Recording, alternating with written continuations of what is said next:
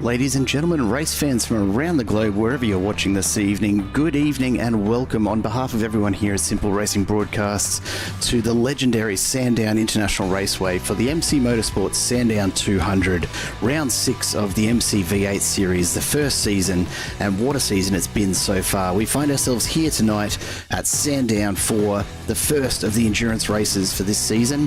Still Bathurst ahead of us to finish out the season in just a couple of weeks, but tonight we are set for an intense battle here at this classic Aussie circuit.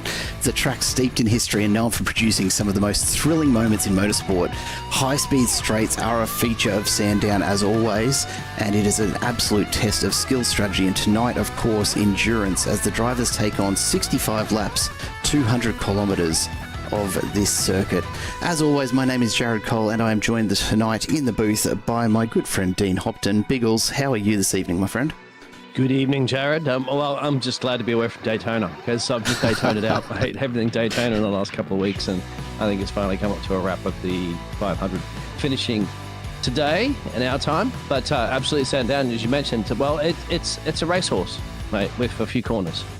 Right? Absolutely, it is. It was originally designed as a racehorse, and of course, it's been that classic, as you said. This racetrack's been around for ages. Still race here, of course, which is fantastic, and they not just race these V8 Supercars as well too. But, they do endurance races, historical motor racing, practically anything you can throw around this internationally recognised racetrack. It is absolutely a classic on the Australian motorsport calendar. We have a whole lot to talk about this evening, but of course, before we kick into tonight's racing, we want to bring you all of the action from yesterday's Top 10 Shootout. So sit back, relax, stay tuned as we go back and take a look at all of the action while Biggles and I bring it to you all live here as we review what was a pretty intense little race. And we'll start off the first man out on track for the Top 10 Shootout was, of course, Mitch Curry.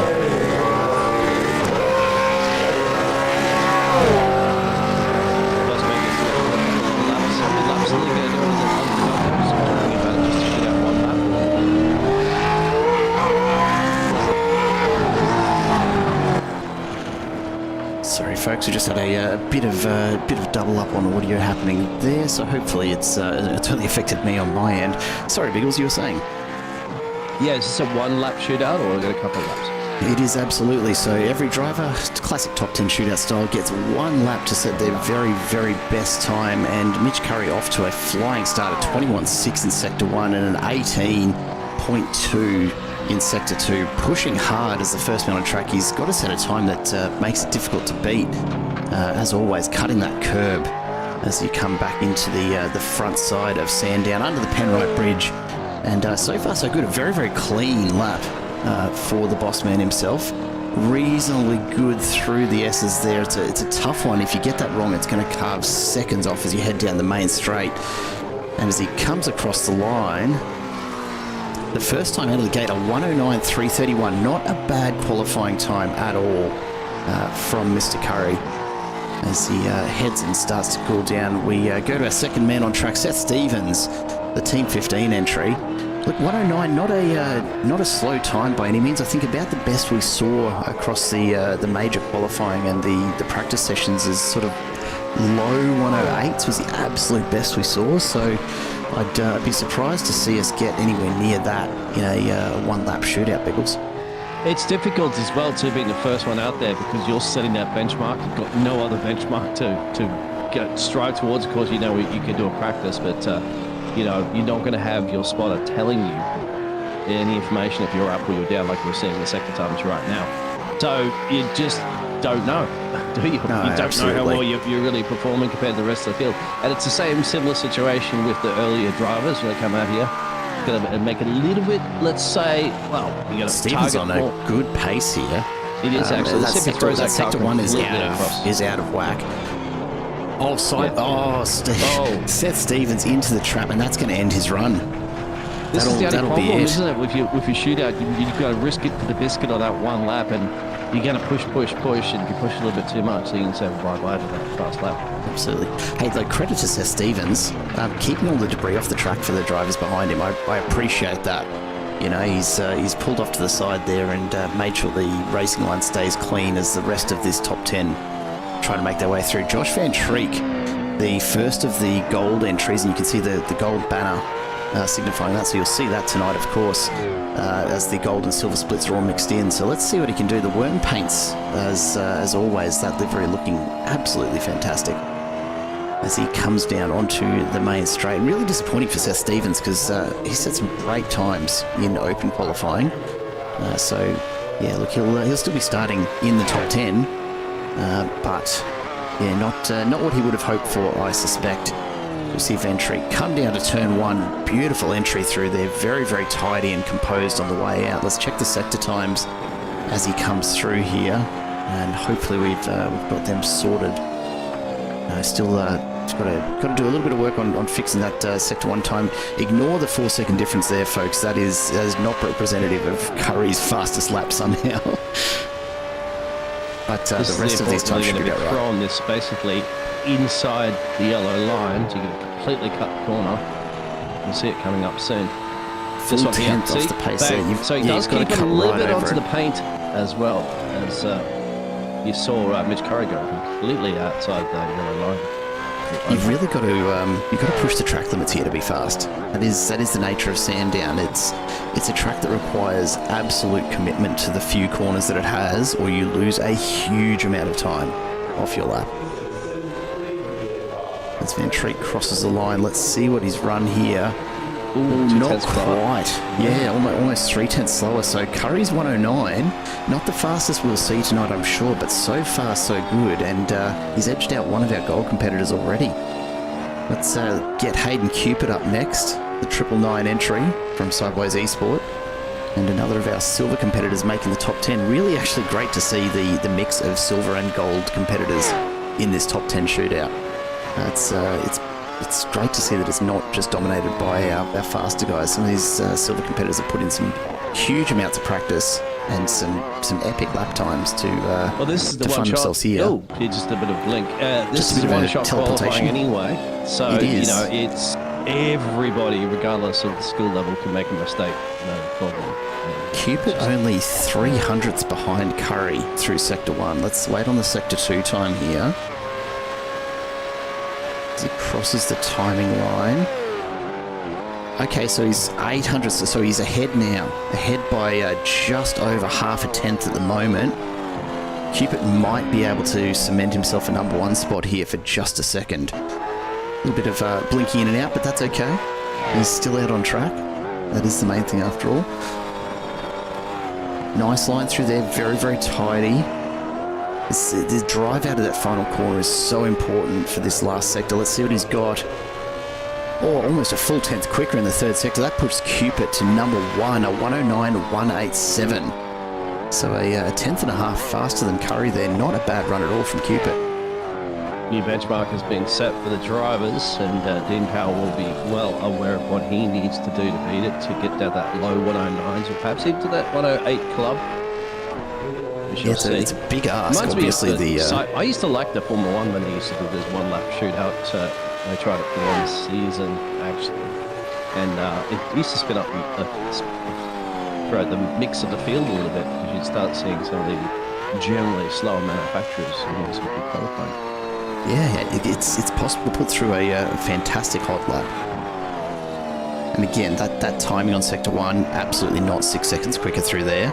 So we'll try and get that sorted for you. I think we're getting close to the... there we go. We've got that sorted. So, oh, wow.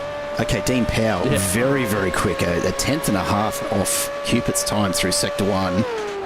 Pretty well bang on through Sector 2. This is going to be a fast time. He's on track here for a 109 flat almost. Let's see what he can do here. The 1994, I believe, DJR livery, the inspiration for what he's put together for this week's retro round. You'll see a lot of really cool liveries out there on track. Oh, a little bit wide there. Is that going to cost him time? Out into the marbles, that's going to cost him a bit of speed out here. Is it going to be enough? Oh, still a lot quicker. And what have we got for a final time? 108.997. Wow. Just into the 8s. So Dean Powell setting the new benchmark. Fantastic shootout lap for him. We've got Star at Sim Sports and, of course, cram back for the crowd favourite, Danny P. got some support out there. Good to have you with us as always, guys. And Thomas Wilson next on track, another of our gold drivers. But so far, look, I've got to say, pretty impressed with the silver showing so far. I know we're only, you know, halfway into this top 10 shootout, but they're certainly setting the pace. Dean Powellton is running about 15th, give or take, provisionally, we believe, in the championship standings for the gold class. We'll have a look at Thomas Wilson currently, as you can see on your pictures. First sector information should be coming up very, very soon. Another gold split driver. Sector line just here after the S. Oh, so almost a 10th quicker than Dean Powell's time. That is fast. Let's see what he's got through sector 2. Thomas Wilson's just a little bit up too in the championship. Dropped about 7 places recently. And he's running about 13th in the championship. Oh, very close. Still about 400ths ahead as he comes into sector 3. Really carving those curbs. Jeez, he's given it everything to get to the line quick here, isn't he? That had to be close to an off-track. Yeah, we haven't seen an off-track yet. Let's not jinx it there, Jared. But yeah, I don't want to put that commentator curse on anyone tonight in the top 10 shootout, but a very, very fast run. Losing a little bit of traction there on the drive out. Is it going to be enough? Oh, much slower sector 3. Look, good enough for P2 at the moment, but still a couple of tenths behind Dean Powell's 108. Good run for Thomas Wilson. Takes second here in the shootout. And what's some of the other drivers that are going to be doing their one lap later on? They're going to be watching these drivers, no doubt, and seeing how they're slicing and dicing through these corners to see if they can make up any of that time. So a lot of these drivers are giving them basically an early dress rehearsal as Joshua Bernard is blinking a little bit, but he's about to start his flying lap right now. Turn 1, with a heavy brake and the nose will drop down. Trialed in, just literally chuck it in, hope it hangs on. Uses as much of the chicane as possible. We're going to cut, slice and dice through in. You want to be quick in, a little slow in and quick out. See our objective, especially when you got some little straightaways. A couple of tenths off, he's not going to be happy with that. Exactly, there it is, the pitches. Not a great start through sector 1. Let's see if he can recover anything here in sector 2. But it's going to be a big ask from here to be challenging for pole. We'll be waiting to see. Well, another 10th off there. So at the moment on track for probably a 5th place if he can match Van Treek's pace through sector 3. But already 3.5 tenths down. So he's going to be behind Mitch Curry at this point. It was pushing hard there, yeah. The rear end started to loosen up even. Good entry there. Not too bad. Jumped a little curb a little there at the exit, and that's probably going to cost him a bit of time. Let's check out the final. Look, not far off. It's probably going to be enough there, I'd say, yeah, for a P5. So comfortably ahead of Van Treek. Only 600ths behind Curry, but that's 5th place. And again, the silver drivers holding their own tonight. Got to give it up for the silver guys in amongst all of this evening. Look, I'll be honest, I was a little concerned we were going to end up with a top 10 shootout full of nothing but gold drivers, and that's definitely not been the case. I think that's going to happen too often in any shootout because of the simple fact that these drivers are just, are on the edge. It's one lap. It's too easy to make a mistake. Unless you're going to be like Peter Perfect, Peter Brock. Look, entirely possible, I suppose. Hey, speaking of, slightly ancient but also very impressive drivers, Scott Stevens, always one for an amazing livery. His livery tonight, the 1992 Perkins Engineering inspired livery. So all of the modern sponsors that Stevens usually runs with. You can see Jinx Shifters as the major sponsor on the side, but otherwise very much looking period correct for a 1992 Commodore. So, yeah, look, I thought they were going to go Brock and Johnson era. That's the 80s, but they've got to flick over to the 90s. Got a little bit more modern than that. Yeah. Stevens on a reasonable run. He's had a good sector 2 there. Actually picked up 7,000ths. Down a little over a 10th in sector 1. So he's aiming for the top end of this field. At this stage, he's probably on track for P2, I would think. Just got to close out this last sector. Let's see what he's got as he comes across the line. Oh, very, very quick third sector as well. P2 and only 700ths off Dean Powell. Cannot be disappointed with that. And another silver driver putting it to the gold guys in this top 10 shootout. And he's in the 108 club as well with that one. He's got Stevens third in the silver championship. Close to 108. Oh, is it close? Just, yes, 109 and the tiniest fraction. Damon McDonald now. Let's see what he's got.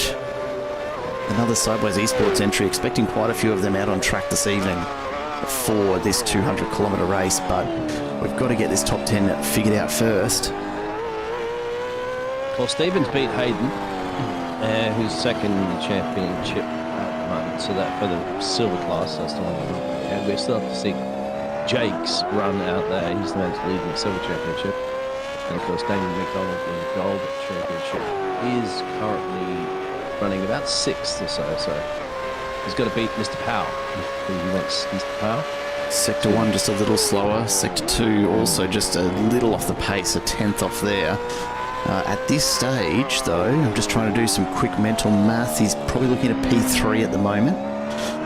It's all going to come down to Sector 3.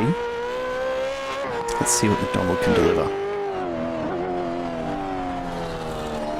It's really testing my mental math tonight, Biggles, trying to add up these sectors as we go and just figure out where they're going to land. It's got to be on track for a P3. That's a very, very tight exit. Oh, drops almost 3. That's really cost him. Down to P6. That's going to be disappointing for Damon because he was on a really solid run there. Yeah. But that last sector really let him down. All right, our last driver on track for this top 10 shootout, Aiden Kale, set the fastest time in open qualifying. Let's see if he can back it up with a one-lap sprint. And Aiden jumped a few places in the previous races too to put himself up around 16th in the championship, so gained about 6 or 7 places. So firing his way up higher in the season. Let's see if Aiden's improvements is going to continue on track here this evening for the shootout and of course for the race later. And this is where it all, like the rubber meets the road here. This is round 6, so 6, 7 and 8, no drop rounds. You need full points from all 3 if you want to challenge for the championship, and it's going to all start to count from tonight. So we see, almost a full 10th quicker than Dean Powell. That is a fantastic start through Sector 1 for Aiden Kale. Got a good drive out of the Pertec corner and down the back straight, so he's going to have good pace here. Can he actually drop the time in Sector 2? It's not something many people have managed. As he crosses the timing line there. Oh, another 200s right on with Dean Powell. This is looking very, very good. He's a 10th up as we come into Sector 3. He's going to have to nail these last couple of corners. Beautiful line through there. Very, very smooth. Gets the drive and avoids being on the beach there, as we saw with very unfortunate Stevens entry earlier. Jumps that curb. Good exit. Now he's got to really put the foot down. Had a 10th up his sleeve. Can he do it? Can he take Dean Powell as he comes across the line? Oh, massive Sector 3. That's another 10th and a half out of it. 108.7. That is how you finish off a top 10 shootout. Aiden Kale, take a bow. A super quick end to that top 10 shootout. What a result. Thinking about. Oh, look, you've got to celebrate something like that. Maybe keep it out of the sand. I don't know how much the mechanics will love that, but a huge finish to that top 10 shootout. The next drivers will like that. Oh, look, that was yesterday. That's been cleaned up. It's ready to go. Some celebrations there. Aiden Kale, though, 108.7. Just fantastic time. And pulled it out of the bag when he needed it to finish that top 10 shootout off.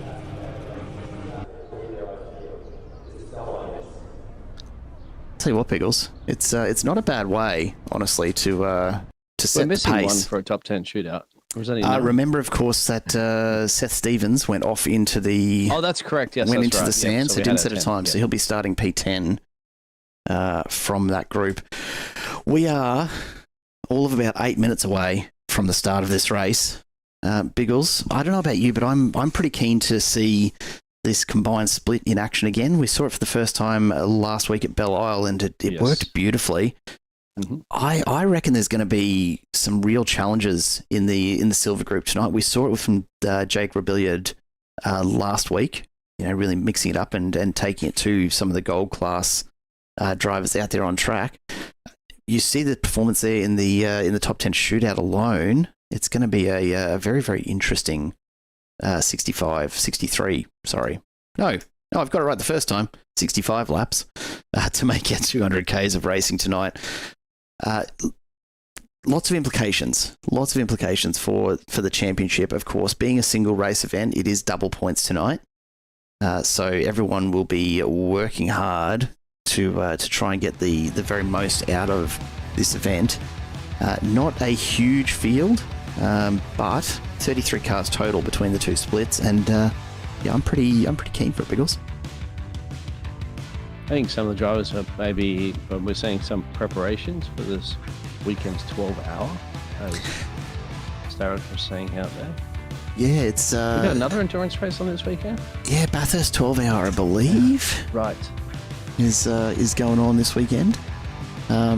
Yeah, I'm trying to not think too much about it, because the idea of racing a car for 12 hours, yeah, sure, team race, I get it. You're not doing it solo, but geez, Bathurst for 12 hours is a big ask. Yeah. It's a big ask. How many are you doing in the teams out there? Let us know. You said it's going to be your teammate for this weekend. Who else is going to be? Just going to be a minimum. I think it's a minimum of 2, but I think you can have a maximum of a few more than that if you want. Well, why not, right? Why not? We may as well jump down to the track so we can check out a little bit of the practice going on in the background as we wait for the start of this race in just a few moments' time. And plenty of liveries out on track that we'll be checking out across the next, probably hour and a half of racing, I reckon, Biggles. Just trying to do the math on 65 laps at about 1:10 a lap. A few pit stops in there, probably 2 pit stops. There is a 61% limit again this week on the fuel tank. So there's a bit. What about cautions? Oh well, yeah.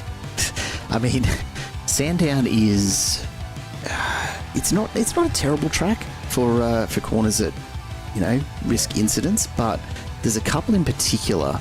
You get to it'd be turn 4, that tight left-hander before you enter the back straight. Very, very slow speed corner, very easy to overcook it and get on the accelerator too early and find yourself spun around there. And there's no real room there to go either side if a driver does end up sideways across the track. So that's a definite risk tonight, as far as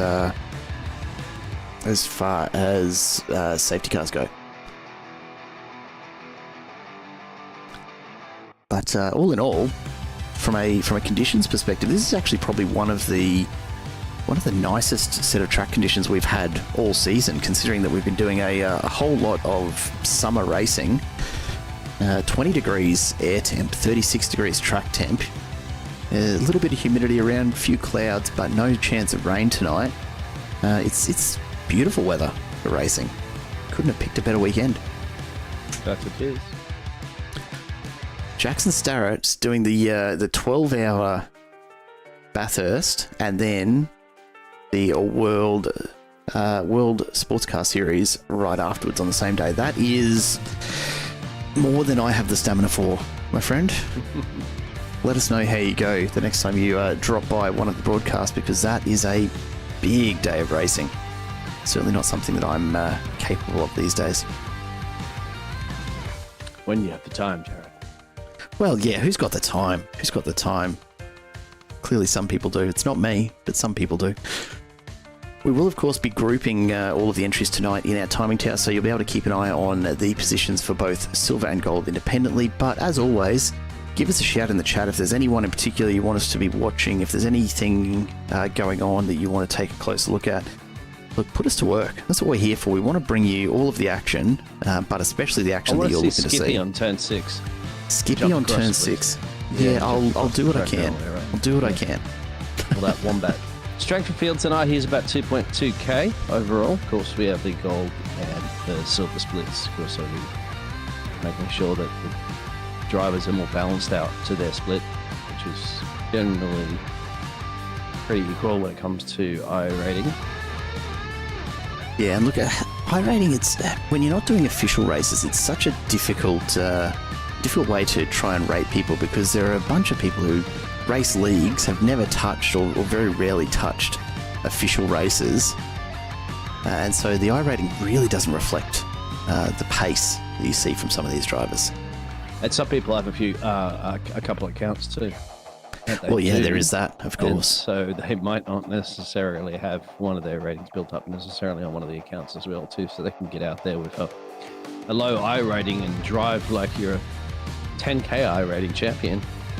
And people will be like, hang on, you're a bit quicker than what your I rating is. Well, that also happens as well. They are doing about 108.3s in this practice. So they're a little bit quicker than the qualifying, but of course practice, you've got more time to do multiple laps, get the temperature up the tyres, get a couple of bankers in there, explore the track limits as much as possible, and risk it for the biscuit. Can't do that in that shootout, as you were aware. That's just a little too difficult to push it that hard, because most likely you wouldn't be setting a time at all.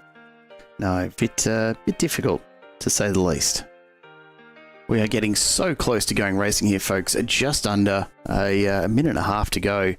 And very, very excited to bring this whole session to you. Predictions for the start, Biggles. We've got 33 odd cars that'll be lining up here at Sandown. The starts are always a little chaotic, to say the least, as we see Danny P, crowd favourite. You can see him in the background there just practicing his starts. That's certainly something that's good to do that. Yeah, I want to see more drivers practicing their starts, because too many positions are lost during that race start. And the time that I've seen drivers practice their race starts are the ones that tend to scoot out of the gate like a rocket ship. I think that's Aidan Cale that's just pulled up behind. It is indeed. Aidan Cale's just pulled up behind to get a bit of start line practice in as well. Good idea. Just don't run into the back of the other cars. Yeah, when they're doing not ideal. You don't want to be dealing with repairs 30 seconds before the start of a race.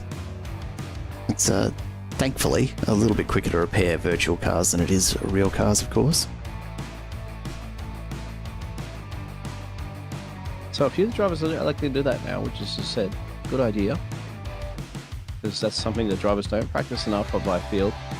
Certainly in racing conditions like this, because you've got to practice it. You can practice it in different conditions, but track might be a little bit colder, might be a little bit warmer, depending on how your tyres are, all that sort of jazz. It also practices pit stops too, gentlemen. I've seen that multiple times. People making mistakes in the pits and dropping a couple of places. Has to be practiced. Absolutely. As we start to load into the session, warm-up has finished. We are about to go racing. It's about right now after we go through that grid. So here is the grid for this evening's 200 kilometres of Sandown. Aidan Cale and Dean Powell in the front row ahead of Scott Stevens and Thomas Wilson. Hayden Cupid and Mitch Curry on row 3 ahead of Damon McDonald and Josh Benno. Then Josh Van Trick and Seth Stevens rounding out the top 10 ahead of David Coleman and Luke Speck. So we look further back, Aaron Gilbert alongside Josh Harris, and watch for Harris's start. Always a cracker out of P14. Jake Robillard and Henry King on row 8. Then Dylan Thomas and Ryan Palmer ahead of Darren Lofton and Adrian Gresh. Nathan Bowman and Greg Patrick lining up alongside each other behind them. Then Matt Bakir and Simon Caplet further back. Martin Lipsky and Aaron James ahead of Reese Wakefield and Danny P. Jackson Austin and Jamie Dyke will round out the 30 ahead of Nicholas Garriosh and Ty Delaney starting down the back. Ryan Smith and Daniel Harrod ahead of Chayton Byron in 35th. And there are some very, very fast names at the back of this pack.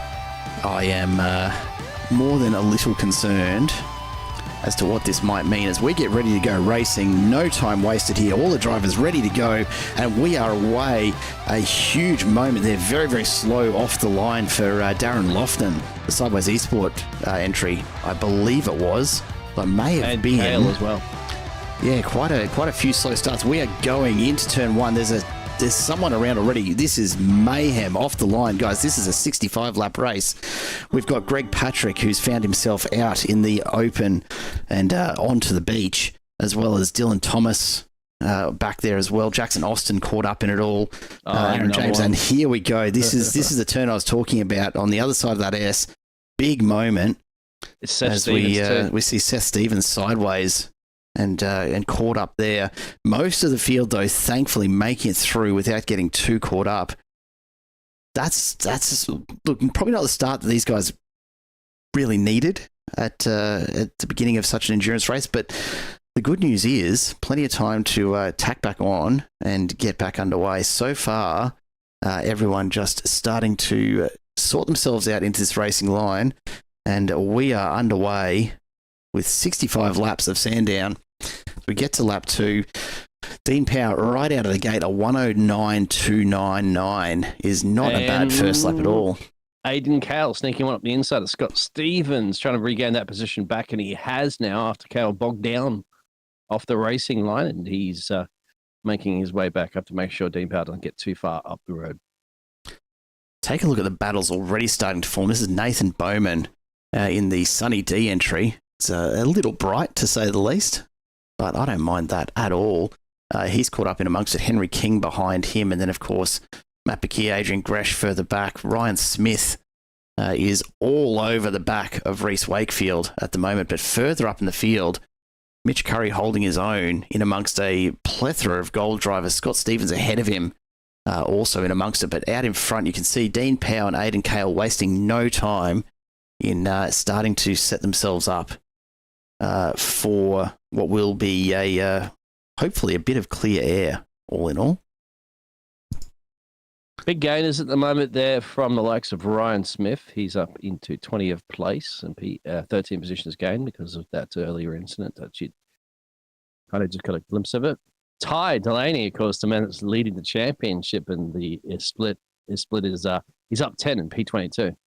That's a huge move. He started all the way down the back, but we know Delaney is quick, so he's putting in the effort to get back up to the front of this field. We see, of course, the pit stops for those drivers that got caught up early. Dylan Thomas for MC Motorsports into the pits right now. And, look, a huge number of on Dean Powell, too, for the lead of this race. Side-by-side action. Sends up the inside. Contact there.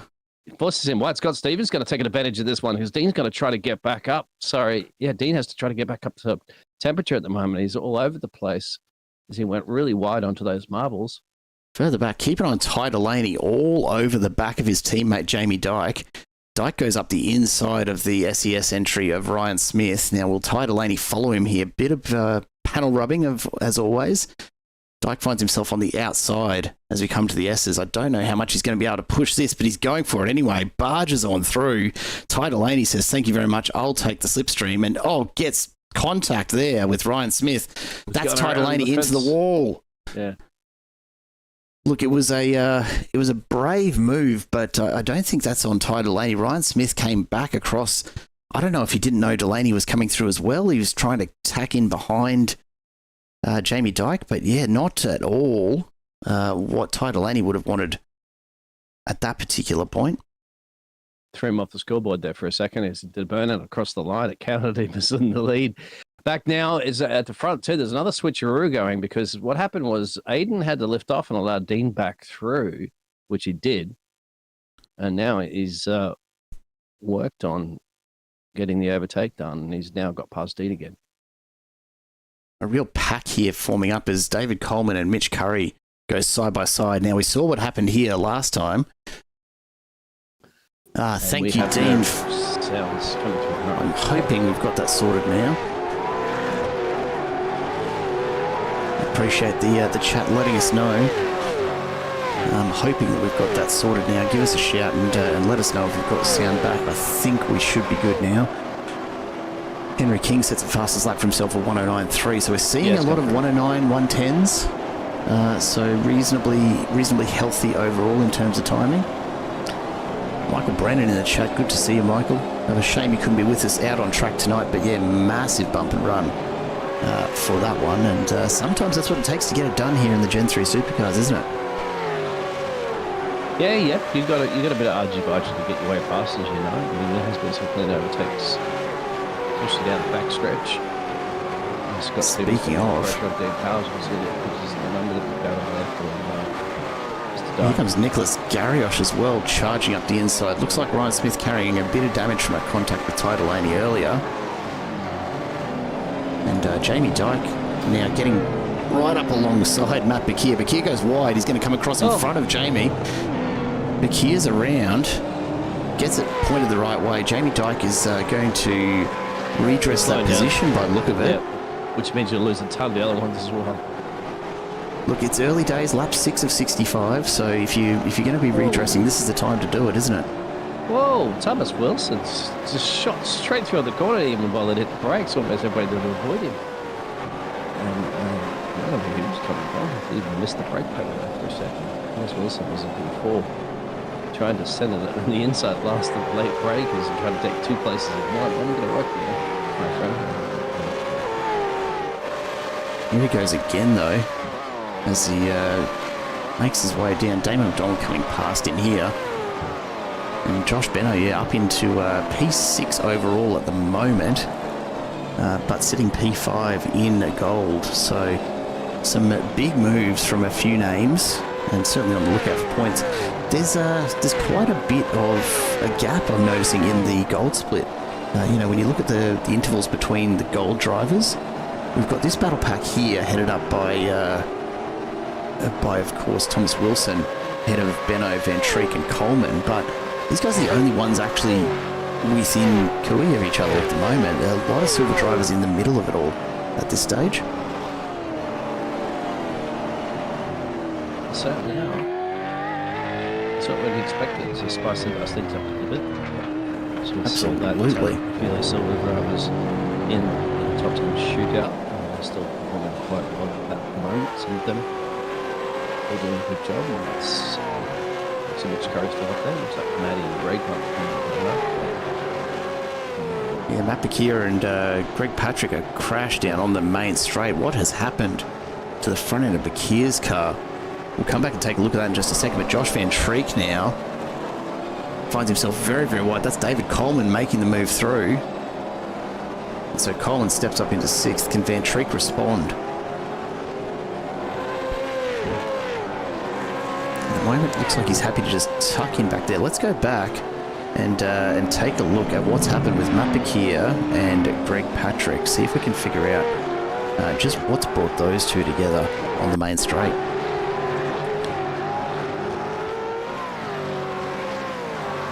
Or was there a little touch there, perhaps from Jamie Dyke, that's just put Bakir sideways in front of Patrick?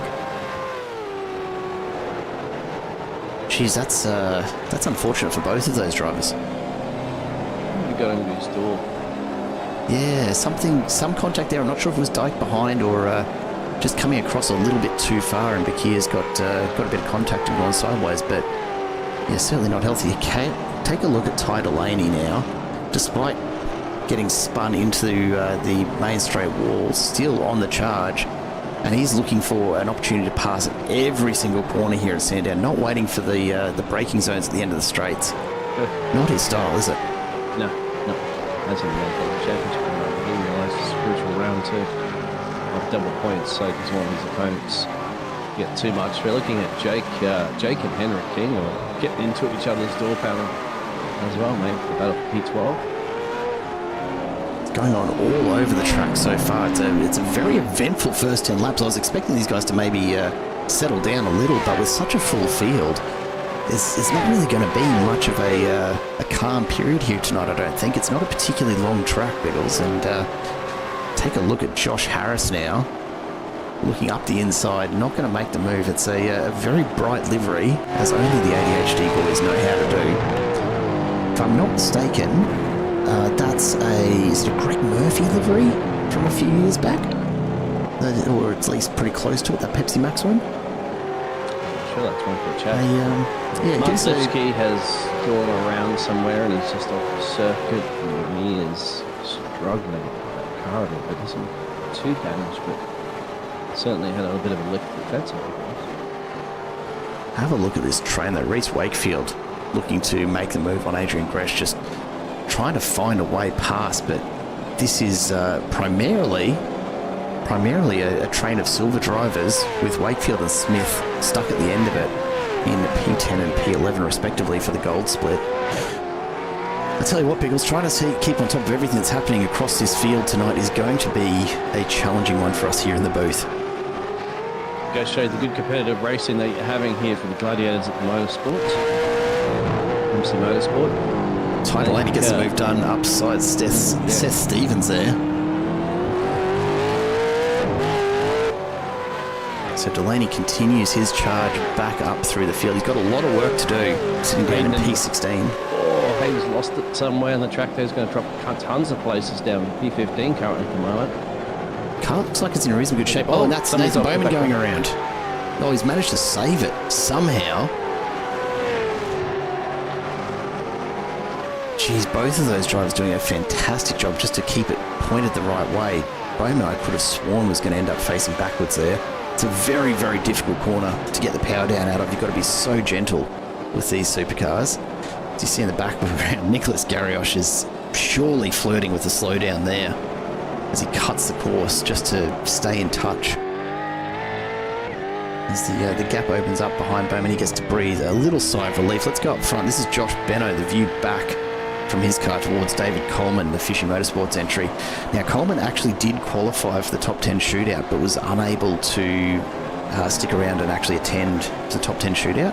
And just to give you an idea of what a stand-up kind of guy he was, could have taken the P10 and just started at the back of that, but elected to actually get in touch with the league admins and request P11 so that the current P11 spot could move up into the top 10 shootout and would have a full 10 people involved in that top 10 shootout. So not a bad move at all. It just so happened that P11 was, of course, Mitch Curry, the league owner. Now, whether that played any part in the decision, I don't know. We'll have to ask Mitch later, perhaps. But all in all, I think it made for some awesome viewing for us in the top 10 shootout, so can't complain on our end. Certainly cannot, as we are lap 11 down out of 65 for 54 to go. Pit stops will occur at some point in this race. Not quite sure exactly when they were going to be heading down pit road, how much gasoline they got, big battles going on. Out of 26 Oh, to big 27. contact. Big contact. That's Seth Stevens and Darren Lofton into the wall. Lofton's copped a huge hit. Stevens is trying desperately to pull it up. It's a dangerous move to try and get the pass done there. Darren Lofton. Oh, tell me he's not stopped there. Manages to get it going. That's huge damage to that car. But he's managed to get it rolling. The front end of that absolutely destroyed. It's going to be a very, very slow trip back to the pits for him. And these side-by-side battles taking their toll. Nicholas Garrioch and Nathan Bowman alongside each other with Gresham and Danny P right behind. We've got these four going down the back straight right now. 2 silvers, 2 golds. Close your eyes. This could turn. If you've got small children watching, yeah, please take them away from the screen right now, because this could get dangerous. It could get a little messy. Thankfully, Danny P and Nicholas Garrioch not forcing the move right now on Adrian Gresh. But you've got to wonder if they're starting to feel like they're getting held up a little bit here. The times for Bowman and Gresh, though, certainly not terrible, so they shouldn't feel like they're too far off the pace. As we see Bowman coming into the pits. Now, I wonder if that's to repair a bit of damage from earlier, if he's just decided this is going to be his strategy for this race. 61% fuel. So only going to hold... Oh, look. Again, quick maths, probably going to hold about 70 or 80 litres. I'm not actually quite sure how much these guys are using per lap at the moment.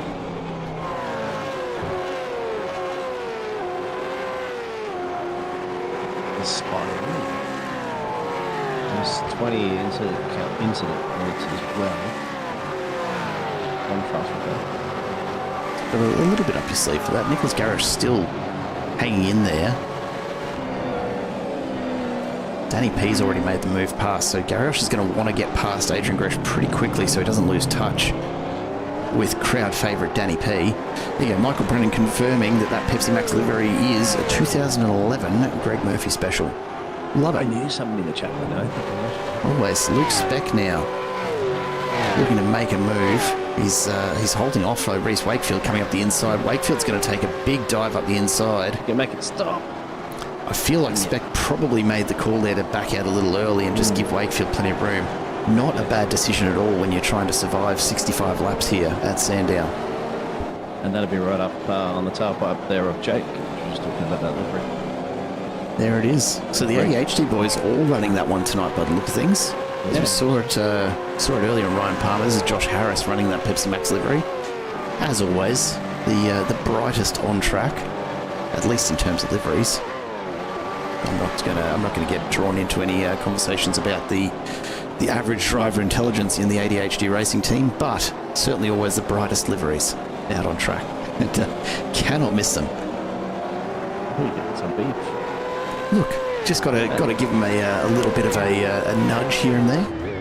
We love the ADHD boys, always bringing the entertainment, even when it is, as we saw at Oran Park, perhaps driving a little too close together and costing themselves a 1-2 finish. I won't bring it up too often, I promise, ADHD boys. Spec, Cupid and Smith.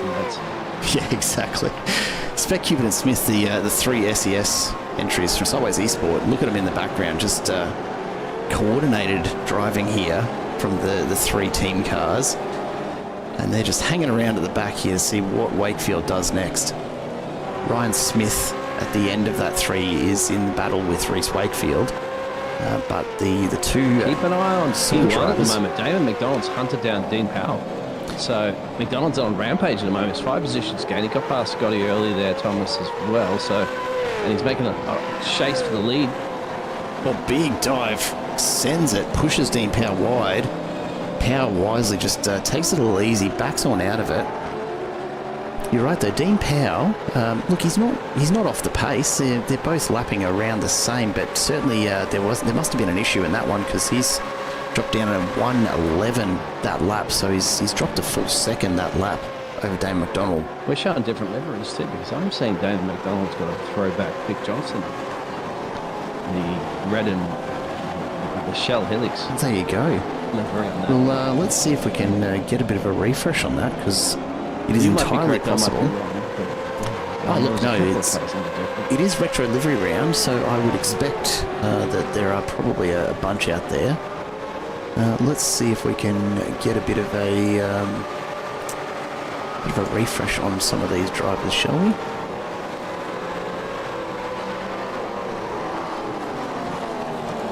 It's a Dick Johnson one.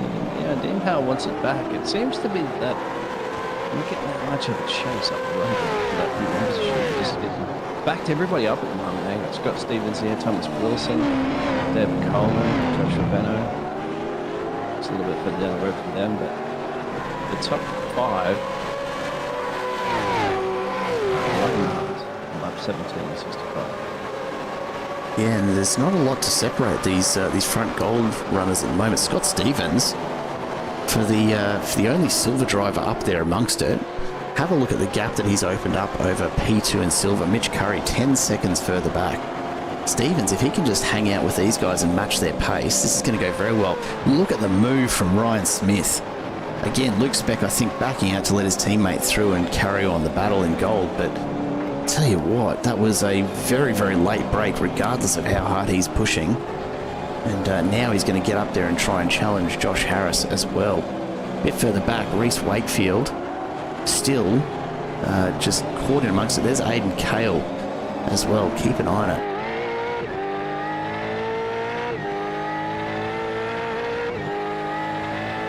And there you go, Michael Brennan coming through with the goods. The Shell Falcon Retro livery 93 to 96, I believe, is Dean Powell's livery that he's referring to there.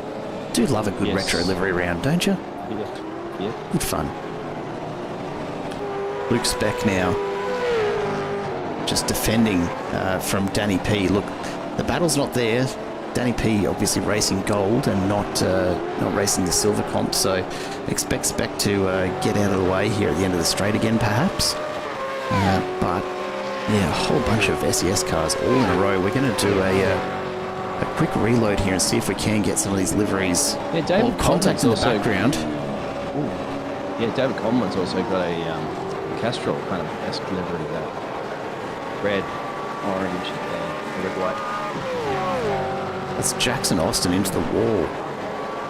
Green. That's Jackson, mate. I was wondering if he was going to try and drive. Oh, that's something. That's something. I was wondering if he's going to try and drive it backwards to the pits there. He's going to get spun around. Look at the front end of that car. He drove it backwards too much. That car is carrying a lot of damage. That front bar, there it goes, flicks out the back. Who needs a pace car from Deborah on the track? Oh, there you go. So there's news for us. The reload of the skins causing some issues for our stream. With apologies, folks. I'm hoping that you should be sorted now. That's the throwback shell livery from Dean. And the Castrol one in the background. Yeah, you got it.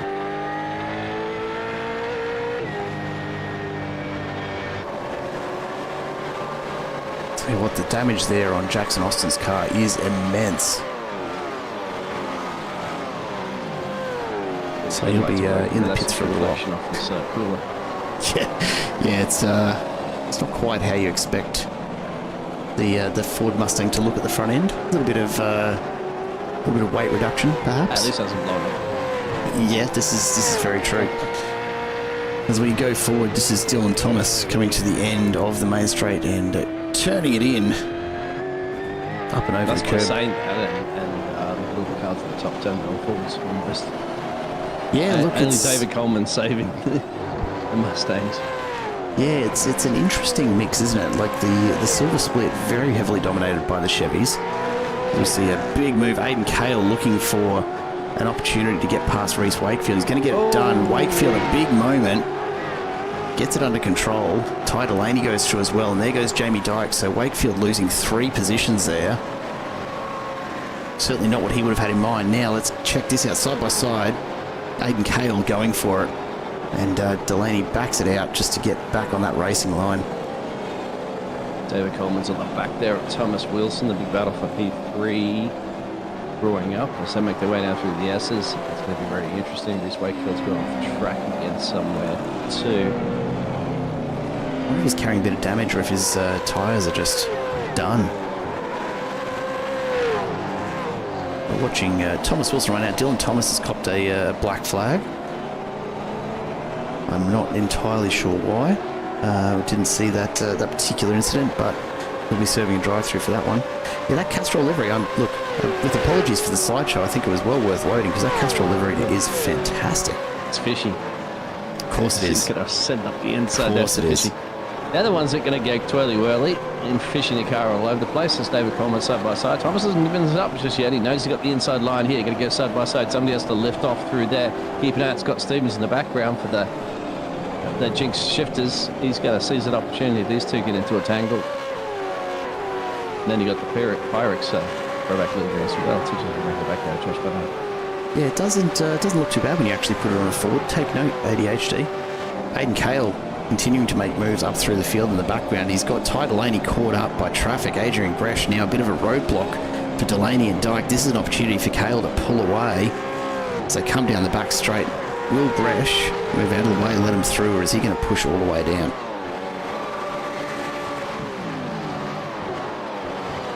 Keep an eye on this because Delaney will absolutely send it up the inside here. Or he could prove me wrong, to be fair. I was expecting him to have a move. There he goes. Oh, yeah. Pokes a nose in.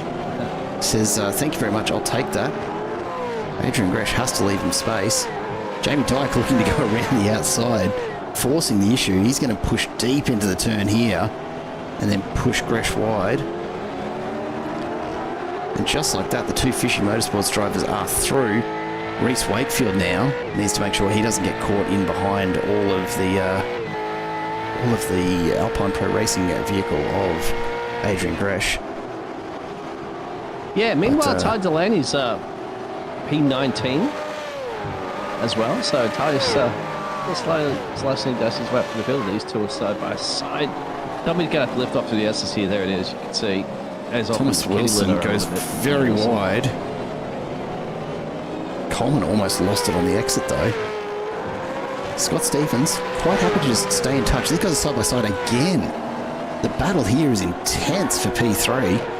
Whoa, it's that's end badly. Nice exit, final corner. I don't think there's so much space there, but it's going to allow a good rundown. It'll give a huge slipstream actually to both Scotty and Thomas Wilson in the background as well. So Scott Stephens gets through. Thomas Wilson costs himself not a position, in the gold split, but certainly in the overall. But he's going to push again. So Wilson going very, very hard. Scott Stevens says, no thank you, I'll get out of this one. And allows Wilson and Josh Benno through. Probably a very, very smart play on the part of Scott Stevens. He's leading in the silver split by quite some margin, and not something you want to give up by getting spun into a wall because you happen to make contact with someone not even in your battle. Looking a bit further back in the gold split, Van Treek and Henry King now side by side as we come to the end of the back straight. Not quite able to get the nose in there for Henry King. Van Treek continues to lead down through here. King thinks about, you can see the nose of the car just jink a little bit inside. Was thinking about sending it up the left there, but not quite enough pace to make that happen.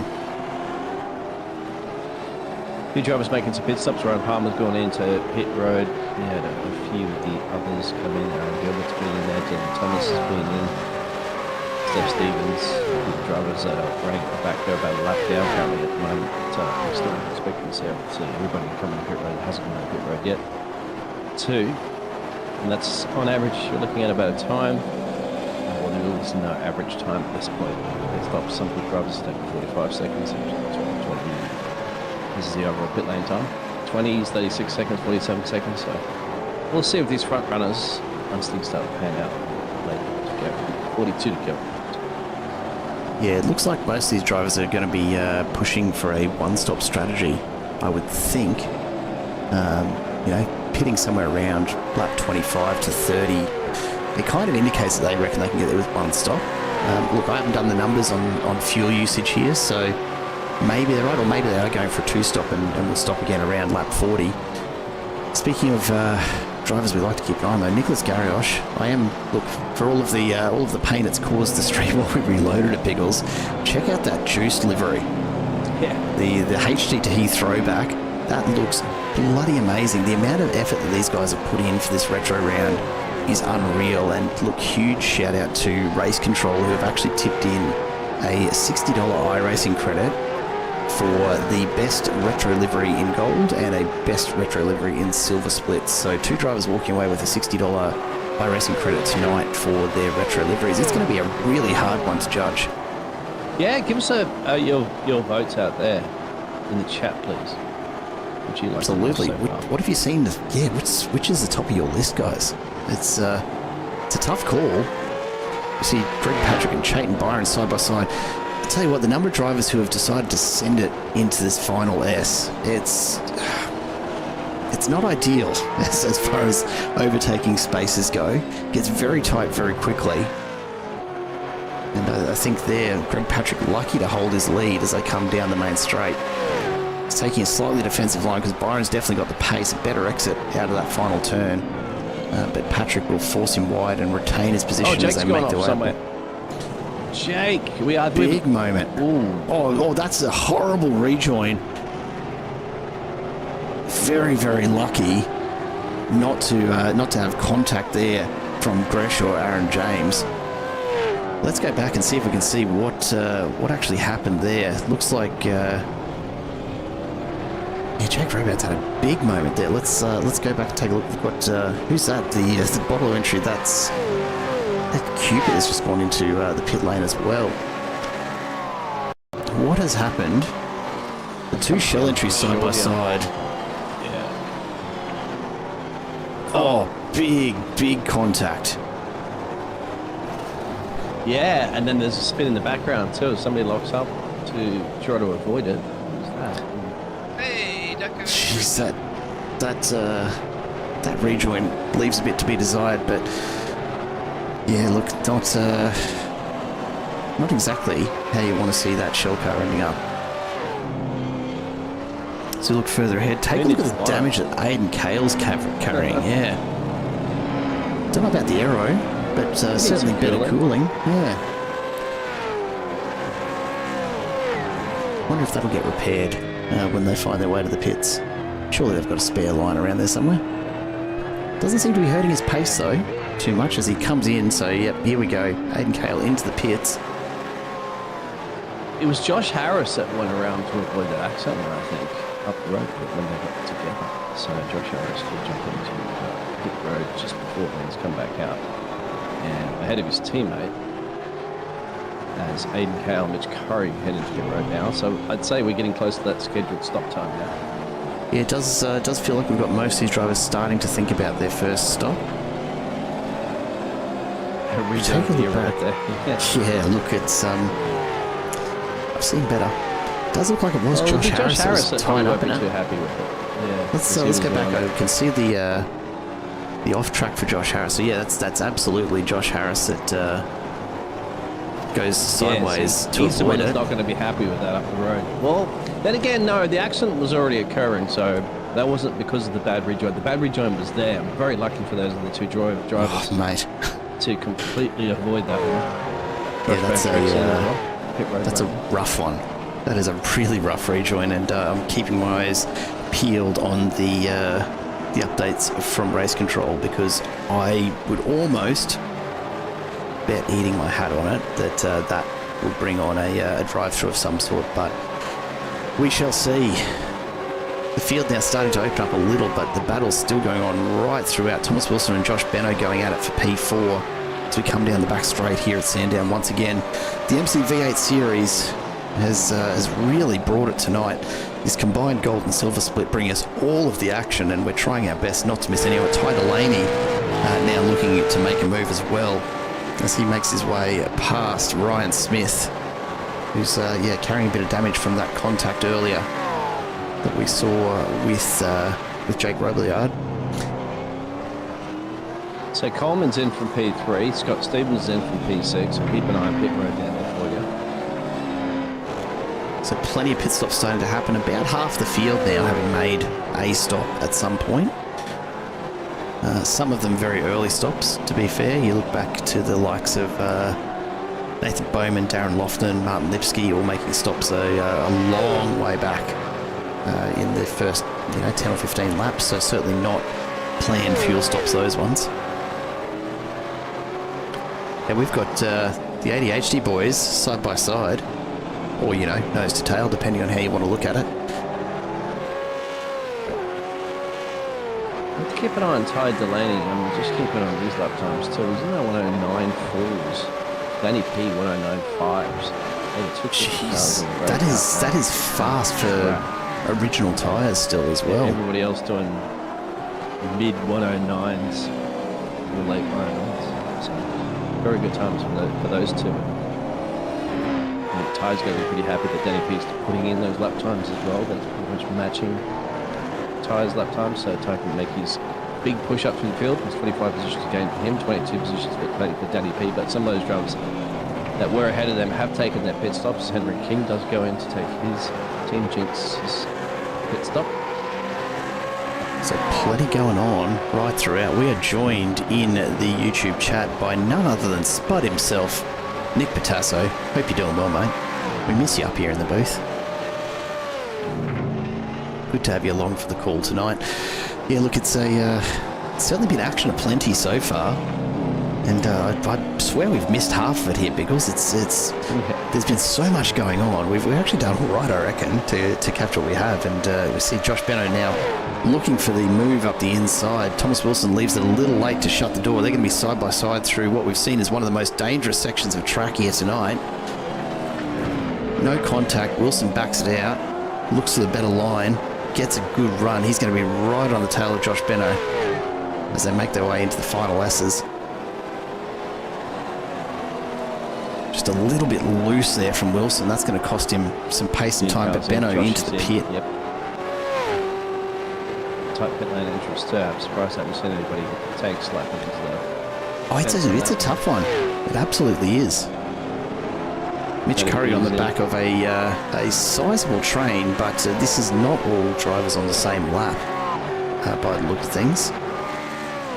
We take a look further up. So you've got Nathan Bowman up in amongst this. So he's battling it out with Dylan Thomas behind him. Oh, did see somebody spin.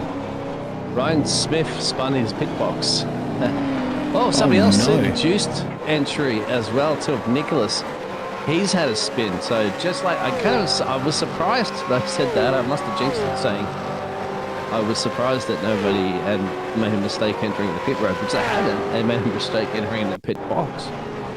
This is Ryan Smith coming into pit lane. I'm sorry to do this to you, Ryan, but when we catch this sort of stuff, I need to go back and see what's happened. Big lockup to get down to speed. And then, Yeah, it just lights the tyres up too And much. then that's the reason why this driver... Bang. I didn't think... So that must be right on the collision point of pit road. Yeah, that's unfortunate for Nicholas Garrioch. He thought he was just going to clip right through. And unfortunately, contact and some damage. There should be no ghosting in pit road. Just always assume there's going to be contact. Oh, have a look at that. Nathan Bowman in the background's gotten spun around. But Henry King, Josh Van Treek and Mitch Curry, I tell you what, Curry's tacked right in behind these two. Again, side by side off the back straight. This is where we want our cameras to be, because we're going to catch contact here most of the time, I reckon. Henry King makes his way through, but a beautiful over-under from Josh Van Treek, gets the better drive. And straight back out. He's on the outside for the first of these corners, but can he force? And he's done it. He's pushed Henry King just wide enough. Now, can King respond down the main straight? That's the next question.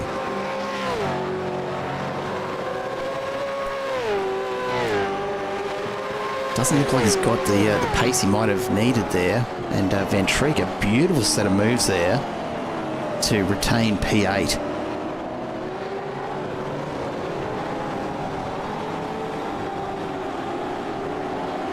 Mitch Curry just starting to fall away behind them now. We've got only a couple of drivers left out on track as Damon McDonald comes in for his first pit stop. Jamie Dyke coming in now up in P2.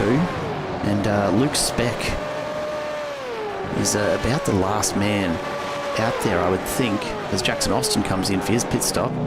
Luke Speck actually the last man out there to pit, so he's pushing as far as he can on this first tank of fuel. Tell you what, Van Treek and King don't want to give this up though, do they? They're still going at it. Yeah, big one further down the road from them. Danny P and Aidan Cale. Aidan Cale's been up the tailpipe there. Danny P's car for some time as well too, so they're not... they're trying to get up to full speed, full pace, because Aidan Cale, after bogging down at the race start, had a bit of work to do. People lose 12 places, but he is currently 12 down. Make that 11 when Luke Speck goes to pit. So the average at the moment, these drivers have been doing about 54 second overall, 34 second pit stop.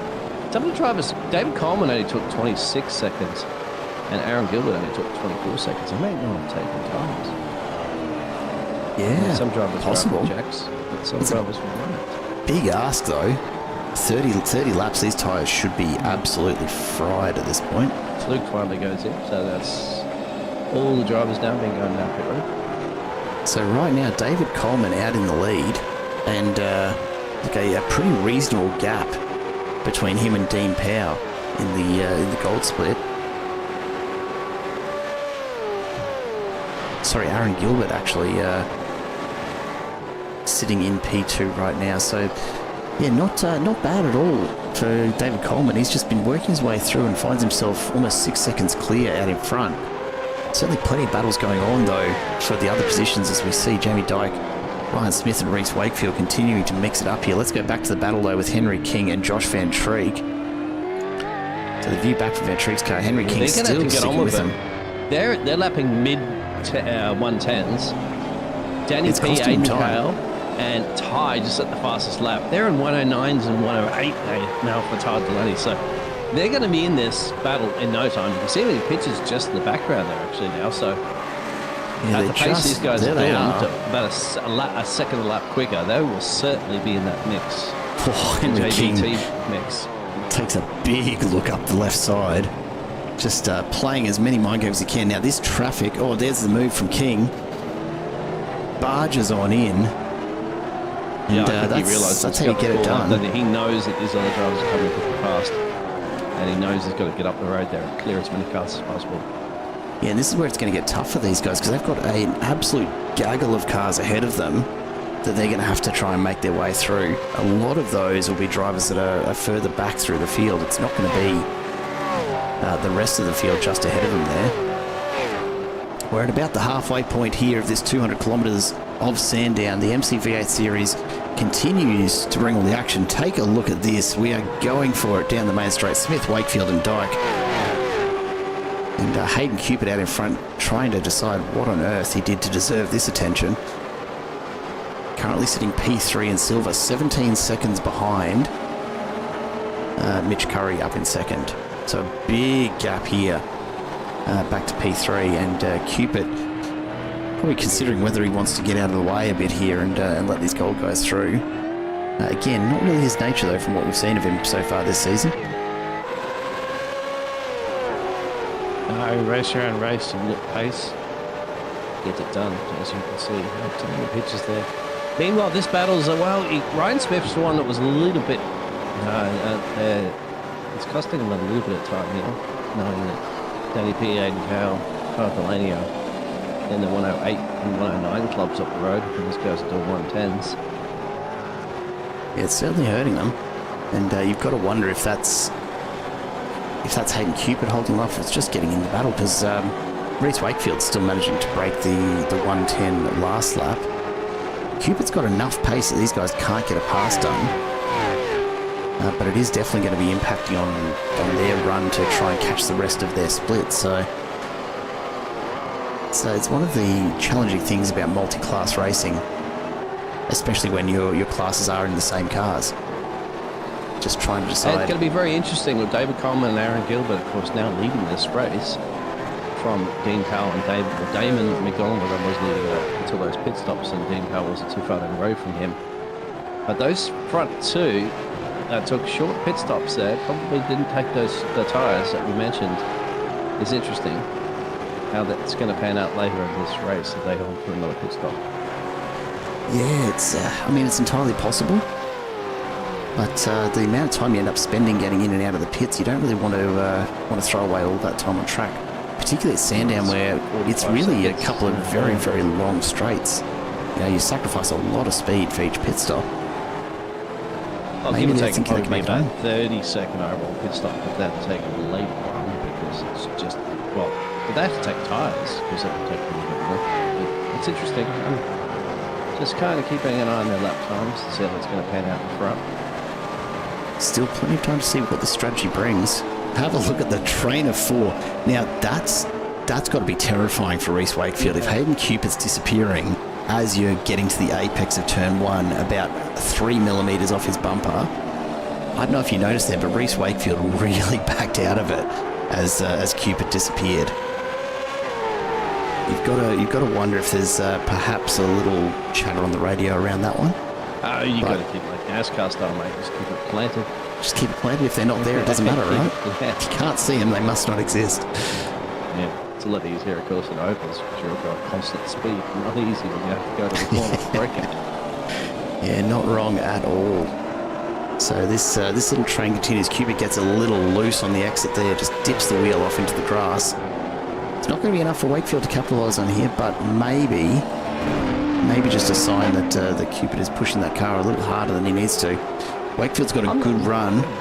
I'm amazed that Nathan Bowman's just still out there with whole front fender missing. He had been down pit road on lap 12 and he was in there for a good minute and a half. Remember, they have fast repair, so just elected maybe not to use the fast repair. I forgot to use it. I'm just happy to have no front fender. He's getting lap by all these cars coming up soon. You'll see the pictures too because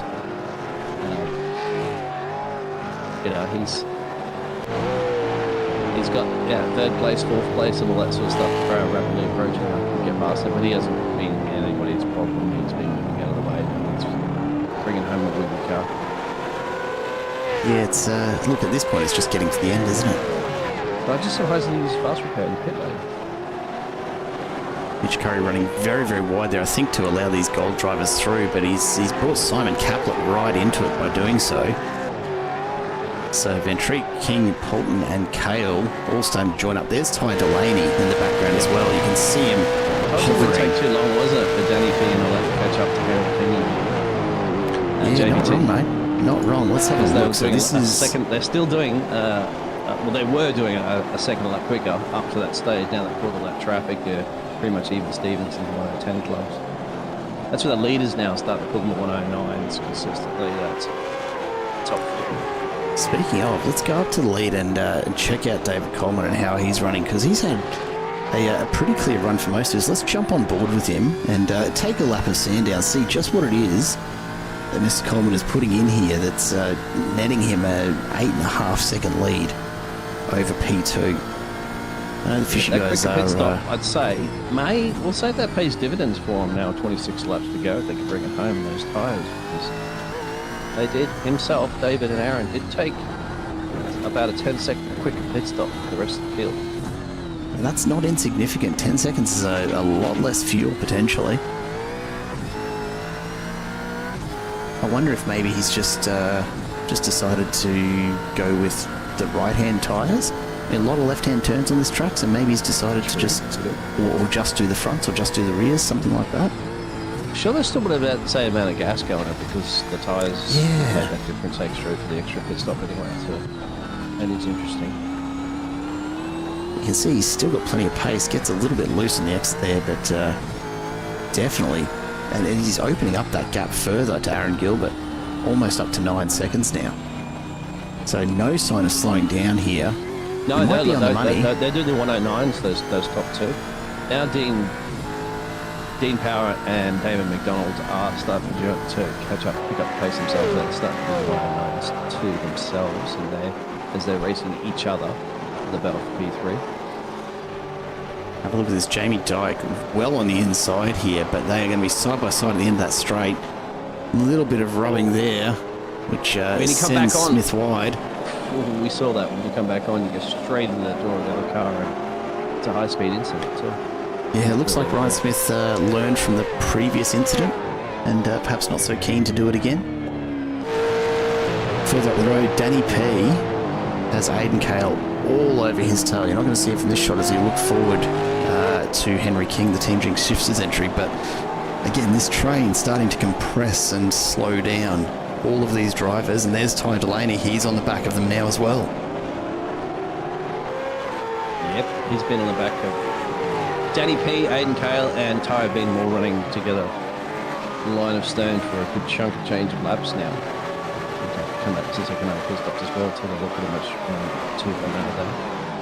And Mitch Curry's about 2 seconds to change just down the road from them. And if you get the pace up there and start joining that party. Nothing separating Dean Power and David McDonald as well, to those two. And then, of course, the front two, the lead gap between them. 9 second gap now, David Coleman has over. Danny P looking for the move around the outside. Aidan Cale's going to go for the marbles there too, mate. Yeah. Jeez, all of them very lucky to get away with that. Ty goes in. I wonder if that was the Ty planned on doing that, or he was forced that wide out there. He just goes, damn, well, the pit stop's there, I might as well jump in. That's interesting. Because he was right out close to that fence. Aidan Cale's just got past Henry King. Well, still, he hasn't got it done yet, but he's working on it. There we go, Cale's through. Yeah, you've got to wonder, it would have to be a planned second stop. It'd have to be a planned 2-stop strategy for Ty Delaney. And I wonder if he's decided to take it there because it's at lap 42, or because he's found himself getting caught up in this traffic and he reckons he can, maybe, with a bit of clear air, make it up. That's true. But, I mean, keep an eye on his pit stop times, as he should be coming back out now. It was a very short pit stop.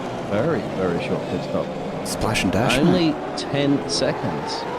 Quick little splash, or was that... Was it? Too many off tracks?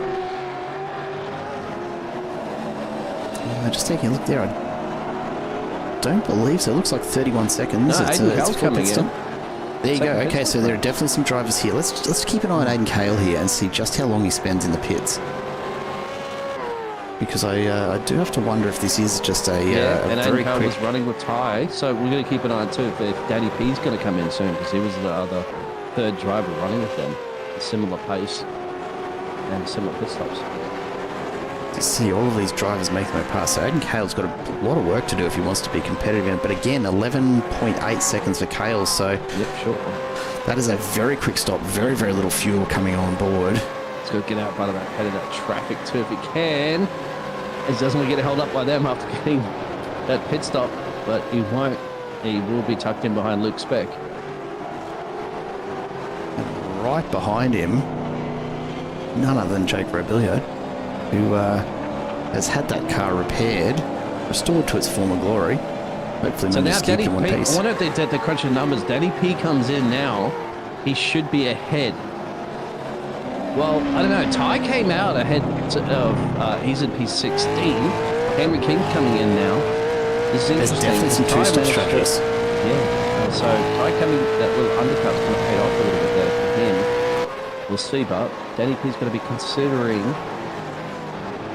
what he does right now in that situation. He's going to be, he doesn't want to be slicing right into the mix of that traffic. You want to get it. It's a long stop for Henry King. 14.5 seconds. So, look, long is a relative term, isn't it?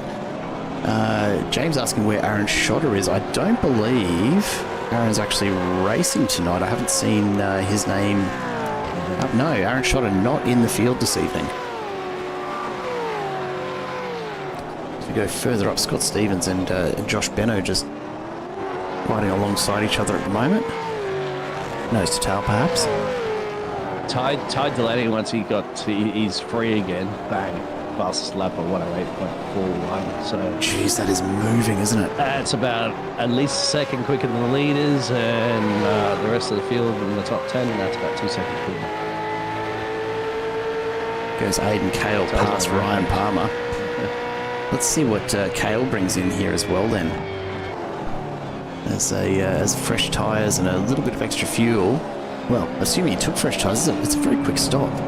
I don't know he's had time to take a full set in the stops that they've made, but again, maybe there's a slightly different strategy at play here. Let's see what time Kale brings in on this lap. But 108.41 from Ty Delaney is super quick. 108.88 from Ty Delaney on that one, and 108.99 from Kale. So they're both moving along, and when you consider that the rest of the field lapping 109s, 110s, both Delaney and Kale for a late pit stop, they've got a lot of work to do, and they are Aaron Gilbert goes in absolutely P2. pushing it along. Right, So yeah. Gilbert's in out of P2. Dean Power goes past. up You on can the see the jacks. move. So Aaron Gilbert goes up on the jacks. Let's see if Scotty's up on the jacks as well. No, Scotty did a splash. Aaron has to take tyres. Because him and Coleman, we believe, didn't take tyres in their first pit stop. So that's going to drop him down a little bit now. They're going to come out west high Delaney. Oh, he should come out ahead Ty, actually. I think he will, He will. Aaron will come out ahead because Jamie Dyke is just down the main straight now. Scott Stevens might not get out ahead of Ty. Yes, he will. Scott Stevens just getting out behind Hayden Cupid, so still in P3 and not too far off. Mitch Curry right now, huge lead in the silver split. 15.5 seconds back to Hayden Cupid. So perhaps running with those guys up front has done him some good, Danny as we P's see. run the tailpipe there with Thomas Wilson. Now, Danny P, if he's fighting the clock there on that pit stop that we that's suspect close. he'll have to do soon, so will Thomas Wilson. Doesn't want to be scrubbing that speed because he knows you've got to be at that call there, knowing that Ty Delaney has set the fastest lap on that last lap. Ty Delaney's flying through the field here, and Danny P knows that he was right up there with Ty before that pit stop that Ty took earlier. So now he's got to make sure he's matching those lap times with Ty, otherwise he's going to be seeing Ty just zipping on past him and goes to his pit stop. That's assuming, of course, that Assuming Danny he P has another stop to do. Yeah. Made his stop on lap 30. It's not impossible that he can make 35 laps on this fuel and these tyres, perhaps. But it'd be a stretch. Not impossible, but a massive stretch, I suspect. I can't imagine that David Coleman can continue.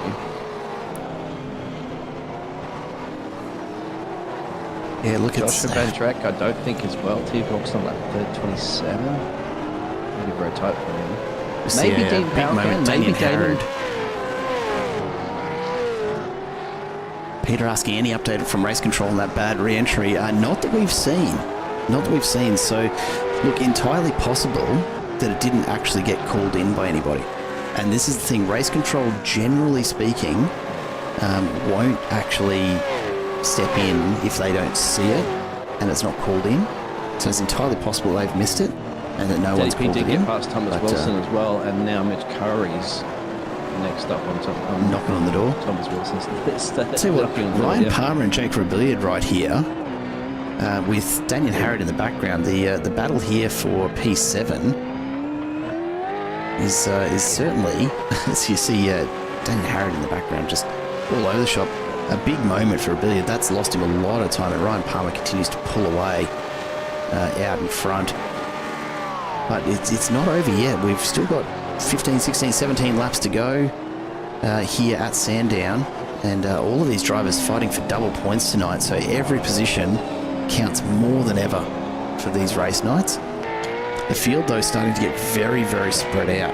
If you look at those timing towers, not a lot of these drivers actually too close to the driver in front at the moment. The possible exception there, the two we're watching right now, Rebellion and Daniel Harrod, sorry.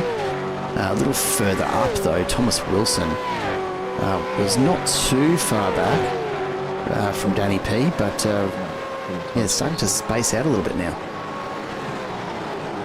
Aaron Gilbert's flying on the track at the moment. He's doing 108, so he's still at 109 on his last lap. That's good. That's 9 flat. That's the quickest man on that last lap. So there's Aaron Gilbert on your screen right now. P8 in the gold split. He's got some work to do. Scott Stevens has just set his best lap at 109.25. David Coleman in, right. I knew it. So, yeah, I'll keep an eye on him in the pits to go. Let's see how quick this is. Absolutely. So he's in the lane. This is Dean Powell in P2 right now. Yeah, he's up. How quickly can he get around? So Coleman going for tyres. It'll be a very short splash of fuel, but he's going to have to really get moving. There's no way he's coming out anywhere near where he went into that pit lane. Pit stop, I'll tell you that, yeah. It's on his way out now, 16 and a half seconds. So he must have driven very, very low on fuel to need to take that much on, and also the 4 fresh tyres, I'm sure. What he's counting on here is 15 laps of absolute pace, knowing that ahead of him, Dean Powell, you've got on screen right now, just behind him, Damien McDonald in the Shell Helix Retro livery, and then Josh Benno, the Pertec entry. Those three are what stands between David Coleman and a P1 finish. All of them last in the pits, lap 30 for Dean Powell and Josh Benno, and Dave McDonald on lap 32. So David Coleman really is going to have to get the absolute most out of these fresh tyres if he wants to get back up to P1. It's a big ask, but it's not impossible. It's a good job for him. Yeah, Danny P's in the back there of Josh battling for that position. Side by side. Oh, God, that makes me nervous off that back straight. Biggles, wow, Danny P really making the gains right now. The crowd favourite as he does get past. Dean Powell's in.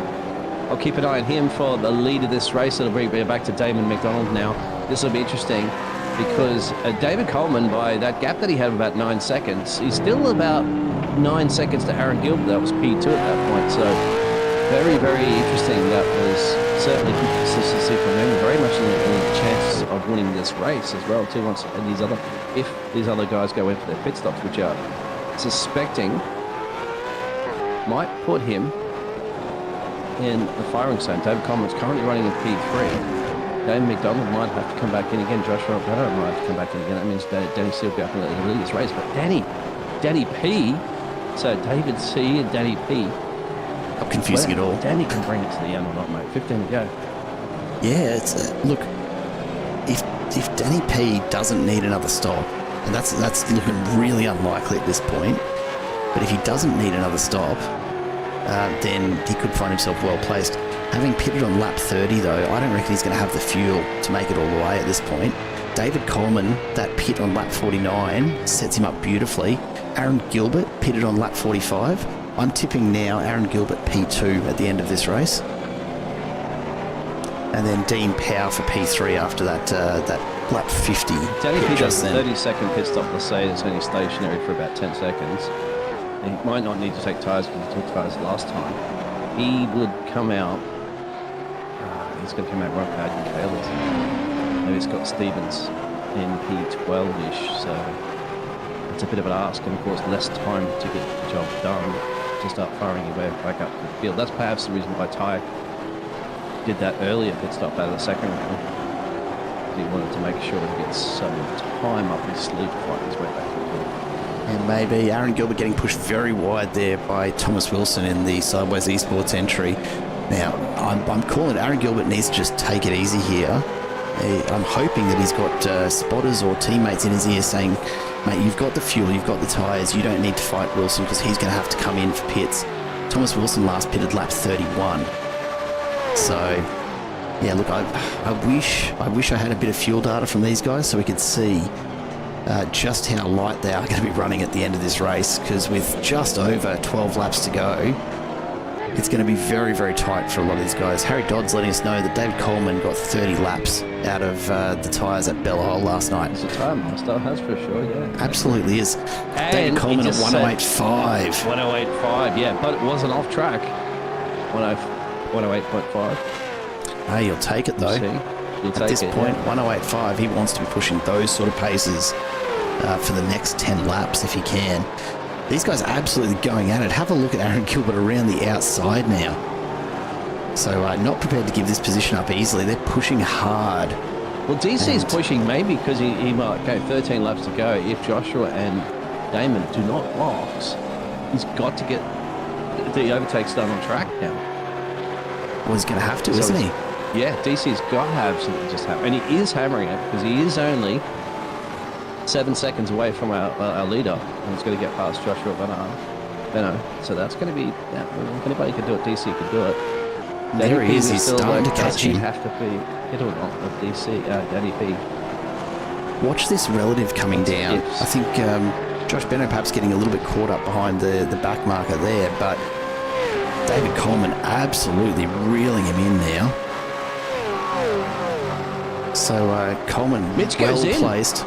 Wow, Mitch does have a bit of a gap, but Scott Stevens is his battle, remember, in class. Now, Scotty's tucked up behind This Aiden would be a Scotty's very quick in. splash and dash, wouldn't it? Yeah, for Mitch I don't Curry. think Mitch Curry. I think Scotty's got this one from Mitch. There goes Scott Stevens past Mitch Curry now. There you go. So Curry's perhaps just misjudged a bit. Aiden Cale's in. So he has pushed everything he can out of that car, and he's not going to get any more out of it. He's going to need more fuel. Coleman got past Josh. Oh, they are fighting tooth for now. I think DC just got him. He has. So on track position, if he knows, if Damon McDonald does not go in, he's got 6 seconds to catch him with 12 laps. God, that's an ask, isn't it? But the way that Coleman's moving, have a look at, he's already opening up a half second over Josh Beno, who's on And he did 2 ancient seconds tyres. quicker on that last lap to Damon McDonald at the front too. So at this rate, he will catch him. He's definitely on pace for it. Let's check the time here as Coleman comes across the line at 109.65. Still a second quicker than Damon McDonald out in front. Where's Aaron Gilbert? Aaron Gilbert's sitting in P5 now, starting to pull away from Wilson. Goes in, so he's going to drop outside the top 10. Dean Powell with the fresh fuel load and perhaps some fresh tyres now making his way past Wilson as well. I suspect Thomas Wilson's just realised he needs to go fuel saving to make it to the end, because he last pitted on 31. So he's going to have to, I suspect, take it very, very easy if he wants to last the next 10 laps. I think Damon McDonald, he went in lap 32. He did have a long pit stop on that one, so maybe, but he's just going to back off and just fuel save right now. I'd say you're going to throw that P2 away to DC for sure, the pace that DC's doing, but will he have enough to hold on to that podium with Joshua in that P3? He's probably actually, what? We don't know if they're still pit yet. It's going to be interesting thing to get 10 laps to go now. It's a big ask, isn't it? It's a really big ask. He's got to be doing about maybe a second and a half lap slower, deliberately on purpose, from the average that they're doing here. So he's going to be doing, he's doing 111, so he may be very much in a fuel saving mode right now. Absolutely. Take a look. That's the last pit lap. So lap 32 for McDonald, lap 30 for Beno and Danny P.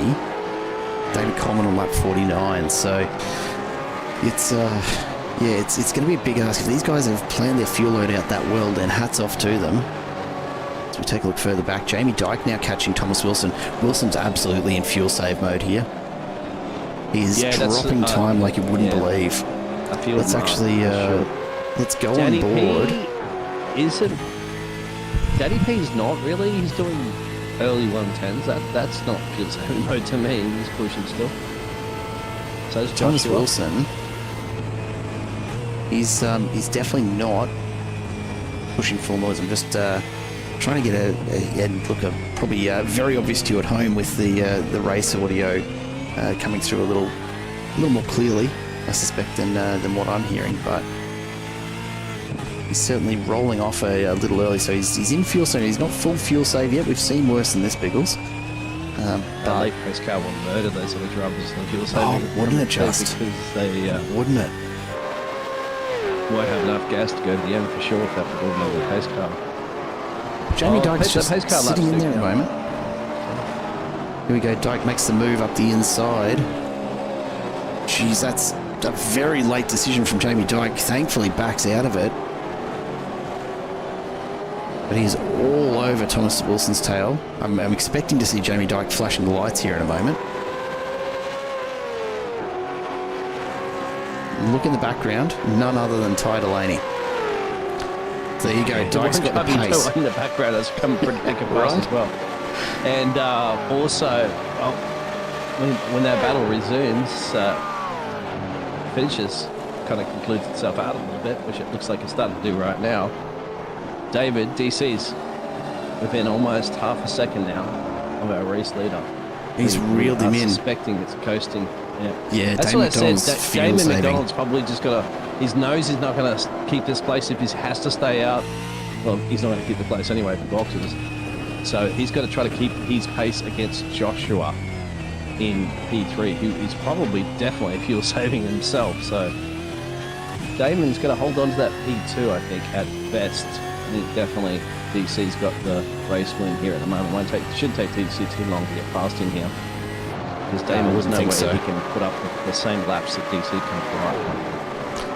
No, I think the two-stop strategy has been the way to go. David Coleman needs to just keep his head on straight for 7 to 8 more laps. 7 more really at this point. And if he can just keep the head on straight, he's going to be able to walk it past Damon McDonald any moment. There he goes around the outside. So he's going to make the pass through the S's. They've just got to be really careful not to make contact. And that's it. Watch Coleman now walk away. This gap is going to open up like you would not believe. And he won't be able to fuel save behind him as well too, because DC's going to put bank of laps in, and if Damon tries to put those laps in, he's definitely going to have enough gas. I can't imagine he would. And David Coleman even getting caught up behind Dave McDonald there cuts another second out of McDonald in terms of lap time. So yeah, making a massive difference. Scott Stevens, meanwhile, looking like having the silver race wrapped up at this point. Mitch Curry just couldn't get back out of the pits quickly enough. And you can see him making his way around, caught up with a little bit of traffic perhaps, but Scott Stevens down the other end of the straight, 12, almost 13 seconds ahead. It's looking pretty good for him right now. His last pit on lap 45, so he's got plenty of fuel on board for this. It's a bit of a mix-up at the moment to decide, because we haven't got to the last 7 laps yet to decide whether or not those undercuts have really paid off, and those 2-stoppers have really paid off yet over the 1-stoppers, because if we see all these cars going in for late pit stops, then definitely that 1-stopper's not paid off. But there's some of the drivers it has, like David McDonald, that's paid off. Josh is in. This is better to say for Josh, but Josh hasn't got enough gas to go to the end. That's going to be interesting, because he went in 2 laps earlier than Damon McDonald did, and there's 6 laps to go. So if Damon is on vapors, he's only got 2 laps to go before he has to go. Yeah, it's going to be very, very tight, isn't it? So Gilbert and Powell will be cheering right now as they make their way up through the field. Dean Powell looking to not get caught. A big lock-up, but manages to hold it together. So the 2 gold banners there. No, Danny P went on lap 30, so Danny P's got to be very close. Yeah, Larry's done an amazing job of saving fuel. On lap 32 last time, so Danny P's been out there longer. Have a look at that gap from Coleman to McDonald right now, almost 3.5 seconds in just a lap or 2. He is Oh, and he was calling flying. the pass. That's it. Yeah, he doesn't have to save anything in that Efficient Motorsport 640 car. He knows the race rules. If he doesn't get a tangle with anybody, just bring it home now. I don't know if anybody out there that's remotely close enough that can put those serious laps in. So let's check in. Dane McDonald's still out on track. Danny P. Danny P's in. There he is. He's into the pits. So Aaron Gilbert and Dean Powell will be looking ahead to Dane McDonald and wondering if they can either catch him. Will be back up to P2 if Damon McDonald, who I don't think he's going to stretch it 5 laps now.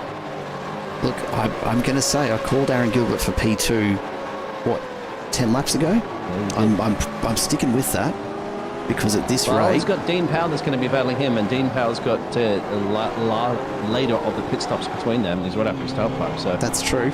That's true. I think there'll be a podium between those drivers at least. DC should have race win bad, but he wants that P2. Aaron Gilbert and Dean Powell. Yeah, I'll be honest. I wasn't expecting Dean Powell's stop on 50 to work out so well for him. The fact that he's managed to catch back up to the back of Aaron Gilbert is pretty impressive at this point. Just now, Aiden Cale, just Ty Delaney is also maybe trying to fight his way past Jamie Dyke. Jamie Dyke didn't go down to lap 32 as well, so Jamie Dyke might be in a bit of trouble here. But they are Efficient Motorsport's teammates. He's going to be fuel saving as well, which means that, of course, Ty Delaney, look at him go. He's looking for the move past Dyke as make that car as wide as he possibly can, making it very, very difficult. But if Ty Delaney's got the fuel, yeah, we don't want to see that. Especially not want to see that. Absolutely. These drivers, you need those crucial points there. You don't want to be falling outside that top 10 when you've got a P4 lead in the back. Ty Delaney going around the outside. Jamie Dyke continuing to play defensively, but it's going to cost him. And there goes Ty Delaney. He's through. And if Jamie Dyke boxes right now for gasoline, Ty's going to be like, why? Why did you do that, teammate? You just held me up, but you held these chances of catching Dean up the road, which is 5 seconds. But Dyke could pull that off if anybody could do it. That's a big ask, but if he looked back in a couple of laps, he got held up, he might be like, why? Aiden Cale dropping into the chat to let us know that if we watch back lap 13 or 14 through that first chicane, he lost a bit there. Sounds like a bit of collision or something like that. We'll have to go and do a bit of race review later, Biggles, and just check that out. Yeah, Aiden Cale was running right up front there as well. Earlier. Yeah, I'm wondering what happened exactly with Mr. Cale, because I know that you did drop a couple places off the line because you did practice. There's big contact though. We saw him racing around without that bonnet on. So yeah, right. I suspect whatever's happened there, as we see Josh Bennett and Thomas Wilson still going at it. Coming in. Who else? Geez, McDonald's got to be on fumes. Not coming in. Thomas Wilson not coming in. Those drivers on lap 31, 32 and 32. The last time they've been down pit road. That is some seriously well thought out fuel strategy if they're making it a one stop around here. But yeah, it's going to be big ass. Dane McDonald. He's got a fair gap still. Let's jump on board with him. I'm surprised that he could put a good fight there too if Aaron Gilbert approached quickly. Aaron just hasn't found a way to get past him. Aaron, we know, lap 45 last time he went there, so he's got enough to go yet. Maybe he's just knowing that he wants to push Dane until he runs out of gasoline. Oh look, Dane McDonald at this point only needs to make another couple laps, and he's not backing off, so he's obviously feeling fairly confident in the fuel saving he's done across the rest of this race. He's feeling like he's got enough in the tank to make it to the end here. And that's if Damon manages to make it from this point, that is some pretty phenomenal fuel strategy. Yes, sir. Because everyone else in that top 5 are 2-stop strategies. So either he's going to run out and fall agonisingly short of a second position because he runs out of fuel, or this is going to be one of the most epic one-stop strategies I think we will see ever. This is a huge risk for the biscuit moment for Isn't him, it, right? Especially in a double round. He's definitely look at how much he is holding off here though. He is absolutely full fuel save. One more lap to go. He's going for it. And what's important is that he's ahead of Jamie Dyke and Ty Delaney, which they are ahead of him in the championship. So this is crucial for him. The only person that's going to be leapfrogging him, of course, is up there right there is DC. So Aaron here, crucial points in this championship to take away from Ty and Jamie Dyke if he can complete one more lap, essentially. Absolutely. We're going to keep an eye on him because if he runs out of fuel, I want to make sure we catch this. I'm not wishing it on you, Damon, I swear. But this is the most likely scenario at this point. David Coleman, though, we'll cut to him in just a second because we've got to catch him coming across the line. An absolutely stellar drive tonight and a well-deserved win. And there's been an accident, I think. Yeah, Greg Patrick, Aaron James coming together. Here comes David Coleman to take the flag. A phenomenal win, Sandown 200. David Coleman from Fishy Motorsport, take a bow. You have made that drive your own tonight. And here comes Damon McDonald, who somehow has enough fuel on board that he's going to make it home in P2. Just insane drive. Brilliantly done. Aaron Gilbert comes across in P3 ahead of Dean Powell. Ty Delaney you can see in the background and Jamie Dyke making their way across now. Let's go back to Scott Stevens as he rounds the final corner. He's going to take the win in the silver split. That Jinx Shifters entry looking phenomenal as always, and the Sandown 200 win in silver goes to you, Scott Stevens. Mitch Curry, a long way back in P2, just rounded that final corner now. A great drive from Mitch as well, but that late stop really costing him the race win tonight. And then Luke Speck, just about to round that final corner, a long way back, you've got to say, from Mitch Curry. Very, very spaced out there. But a fantastic, one stop result there. And Hayden Cupid, for all that we saw him getting caught up in, comes home in P4 as well. Good recovery drive from Hayden Cupid. What a night of racing. What a night of racing, Beagles. I don't know about you, but I am pretty happy with that as far as somebody stopped on track there. Who was that? Was that Damon McDonald? Damon's actually retired from, so he's retired back to pit road. There you go. He probably didn't have enough gas to go the parade lap. As we see the fantastic celebrations as always from David Coleman. We'll slow that down and let's take a look at the race results tonight. As you see, David Coleman gets the win in the 200 points. Damon McDonald bringing home second in one of the most impressive fuel-saving efforts I've seen in a long time. 194 points for him. Aaron Gilbert, 188 points, bringing in P3 just ahead of Dean Powell. Then Ty Delaney and Jamie Dyke, the teammates, couldn't be separated in the end. But some good points there for them. Josh Benno from FCR Motorsports in 7th. Danny P, crowd favourite, couldn't do better than 8th tonight, but a stellar drive from him as well. Then Henry King and Thomas Wilson ahead of Josh Van Treek, before Ryan Smith and Nicholas Garriosh, Jackson Austin further back, and then Aidan Cale, unfortunately 12 laps behind. Reece Wakefield, not the night he would have hoped for. And again, these of course are preliminary points. You do have to greet that checkered flag to bring them home. So I'm hoping, and I'm looking through, I don't know if Reece Wakefield was actually still out on track, so he's going to miss out on a bunch of points there, unfortunately. As we go to the silver split, and Scott Stevens, the winner there. Again, brilliant drive, coming in ahead of Mitch Curry in second, Luke Speck and Hayden Cupid. And tell you what, all of those guys finishing a long way ahead of the rest of their silver compatriots. But Hayden Cupid, the last on the lead lap. Josh Harris and Ryan Palmer, the teammates from ADHD, finishing close together ahead of Seth Stevens, Daniel Harrod, then Adrian Gresh and Dylan Thomas further behind. And, of course, Aaron James, Simon Caplet ahead of Greg Patrick, then Chayton Byron, Darren Lofton, Matt McKeer and Nathan Bowman. But the good news for the silver split, all of those drivers finishing pretty close together in the end, and I believe all greeting the flag. So we'll take the points home as we bring the man, the myth, the legend. Scotty to the top of the timesheet for that one too, top of the chapter. How are we, boys? Oh, there he is. David Coleman, how are you, my friend? I'm pretty wrapped, mate.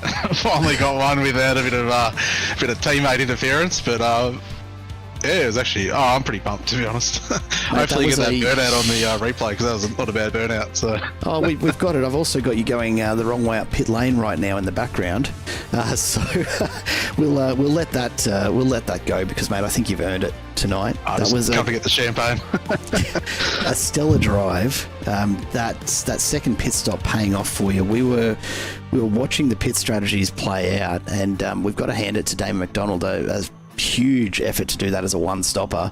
But mate, your strategy tonight absolutely bang on. And once you got through the little bit of traffic as a couple of those guys folded off to the side, it just pulled away. And in the end, an almost 13-second gap back to P2.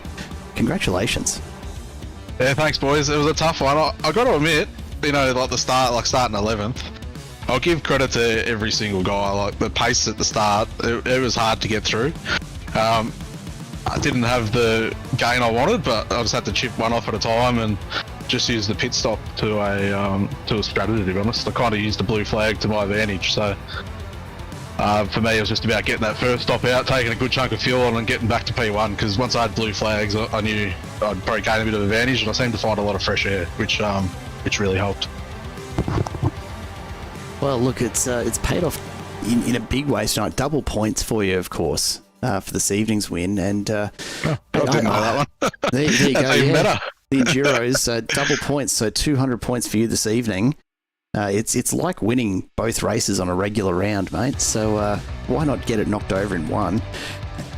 What was the moment where you knew you had this one in the bag? Probably my second pit stop. Just I knew. I think at the time, like I probably didn't factor Damon in because I'm only really aware of my teammates. So I was a bit nervous with Dikey because obviously he was on the fuel save.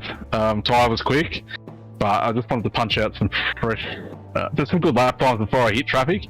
So the only reason I pitted when I did is I was catching, it's a good gaggle of cars. So I didn't really know I had it in the bag till probably, I seen I was 10 seconds behind Damon and I knew he was doing 110. So I had fuel up my side, so I just knew that I could punch out my lap times, and eventually I got him. And probably, unfortunately, the strat he's on, he can't really fight it, which is a bit of a shame. But he's pretty respectful, like just letting through and not fighting it too much and doing his own race. So credit to him and congratulations to him as well.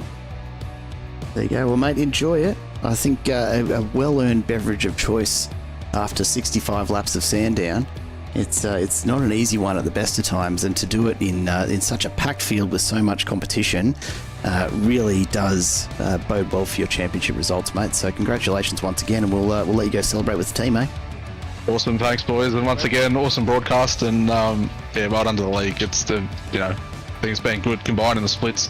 It's kept it a bit more interesting for everyone. So kudos to what they're doing. Yeah, DC. When you caught up to that traffic, and you just jumped into pit road because it was a gaggle of cars. If you didn't have those cars there, were you going to still continue for two pit stop, or just? I was always on a two stopper. Like as much as I can fuel save. I personally think like my strength is probably going flat out, maintaining the time than trying to save. I think I make more mistakes when I'm trying to drive to a number than just push and drive to a lap number. I should say, sorry, a fuel number. But I don't know, it's hard to race and think of strat at the same time, so I probably winged it a bit, but it wasn't as easy as I thought. Like I knew I had pace, like obviously in practice and qualifying with Aiden, but it was a lot harder than I thought. So credit to everyone for making me work for it. All right, worked perfectly. Thank you. Thanks, boys. There Have you a good go, night. David Coleman, the winner for gold. Cheers. And we'll jump straight across and bring in our winner from the silver split. That was Scott epic. Stevens. That was a good race. Ooh. G'day, mate. I know you're in the middle of chatting to Danny P there. We've dragged you in from the green room. Welcome to the booth. A phenomenal race, mate, and not a half bad livery either, I've got to say. Welcome to Winner's Circle. Thank you very much. It's good to be here. Finally, the camel off my back with a win, a few podiums throughout the MC Motorsport series and stuff. So really stoked to finally get the top step. Stoked, man, stoked. And mate, what a night to do it. Double points. We were just talking to David Coleman. He hadn't even factored in the double points tonight, but walking away with 200 in a round that people can't drop. Tell you what, it's got to help your championship standings right about now, doesn't it? Yeah, it should put you. Oh, I'm with David. Wasn't even a thought. Was not even a thought leading into the race. It was, yeah, like that's mega. That's even put a bigger smile on my face. So, yeah, that's good. Well, Jake wasn't here, so Jake was here, sorry, but he finished in P20. Hayden finished behind you down in P15. So, and you were 26 points behind Jake, and it's obviously provisionally, but yeah, chunk of points going your way, mate. That's going to be good. A couple more rounds to go now. Yeah, just a couple more rounds. Look, I've got to ask. You know, we had Mitch out in front for so many laps and by such a distance. When he went in for that pit stop, did you know at that point you had it wrapped up, or were you running pretty light on in terms of your fuel setup? No, my strategy was go long at the start and then just do a full fuel again at the first stop. And I knew that I had to pit again, but I spread my tyre spread then over 2 shorter stints at the end. So I knew Mitch was going to have to pit.